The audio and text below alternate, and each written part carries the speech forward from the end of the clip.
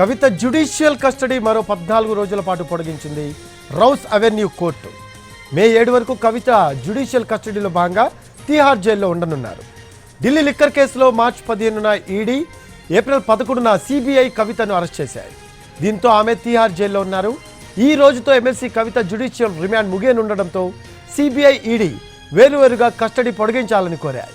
దీంతో judicial కస్టడీని పొడిగించింది court.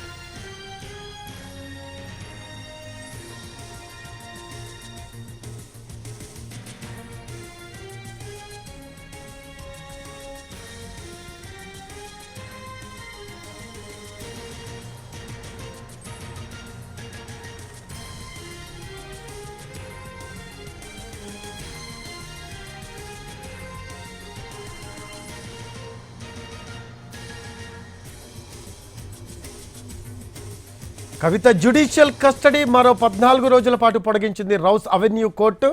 మే 7 వరకు కవిత judicial కస్టడీలో భాగంగా తిహార్ జైల్లో ఉండనున్నారు. ఢిల్లీ లిక్కర్ కేసులో మార్చి 15న ఈడీ, ఏప్రిల్ 11న సిబిఐ కవితను అరెస్ట్ చేశాయి. దీంతో ఆమె తిహార్ జైల్లో ఉన్నారు. ఈ రోజుతో ఎమ్మెల్సీ కవిత జ్యుడిషియల్ రిమాండ్ ముగియనుండడంతో సిబిఐ, ఈడీ వేర్వేరుగా కస్టడీ పొడిగించాలని కోరాయి.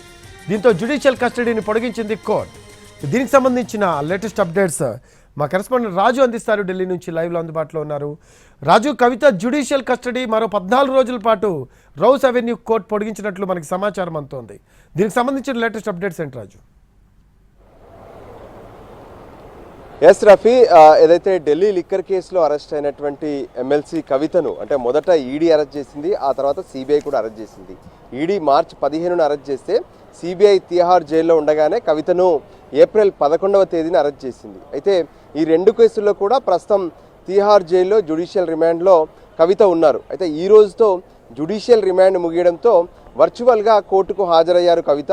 ఎందుకంటే గత విచారణ సందర్భంగా కవిత ఏదైతే బయట మీడియా వాళ్ళు అడుగుతున్నటువంటి ప్రశ్నలకు తను రెస్పాండ్ అవ్వడం, ఇటువంటి అంశాలపైన కోర్టులో ఉన్నటువంటి జడ్జి కావేరి బవేజా సీరియస్ అయ్యారు. సో దాంతో ఇక్కడికి రాకుండానే వర్చువల్గానే కవితను అటు జైలు అధికారులు సైతం హాజరుపరిచారు. ఈ సందర్భంగా ఈడీ కొన్ని విషయాలను స్పష్టం చేసింది. అంటే కవితను ఖచ్చితంగా మరో 14 రోజుల పాటు కస్టడీ జ్యుడిషియల్ రిమాండ్ను పొడిగించాలి. సో కవిత బయటికి వెళ్తే ఖచ్చితంగా సాక్ష్యాలను తారుమారు చేస్తారు. అంతేకాదు లిక్కర్ కేసుకు సంబంధించి కవిత వ్యవహారం పైన 60 రోజుల్లో తాము ఛార్జ్ షీట్ని కూడా దాఖలు చేయబోతున్నామని చెప్పి ఈడీ చెప్పింది. దాంతో ఈడీ, సిబిఐల వాదనతో ఏకీభవించినటువంటి కోర్టు కవితకు మరో 14 రోజులు అంటే ఈ రోజు నుంచి మరో 14 రోజులు మే 7 వరకు కవిత తిహార్ జైల్లోనే జ్యుడిషియల్ రిమాండ్లో ఉండబోతున్నారు. ఇక మరోపక్క ఈరోజు కవిత ఢిల్లీ లిక్కర్ కేసుకు సంబంధించినటువంటి వ్యవహారంలో ఈడీ అరెస్ట్ చేసినటువంటి వ్యవహారంలో బెయిల్ పిటిషన్ దాఖలు చేసింది. దానికి సంబంధించి నిన్న కవిత తరపున వాదనలు జరిగాయి. సో ఈరోజు ఈడీ తరపున వాదనలు కొనసాగుతున్నాయి. ఈడీ కవితకు బెయిల్ ఇవ్వద్దని చెప్పి తమ వాదనలు వినిపిస్తుంది. ప్రస్తుతం ఈడీ తరపున వాదనలు కవిత బెయిల్ పిటిషన్ పైన కొనసాగుతున్నాయి. Rafi, thanks for updates Raju. Right, అది కవిత జ్యుడిషియల్ కస్టడీ మరో 14 రోజుల పాటు పొడిగించింది రౌస్ అవెన్యూ కోర్టు.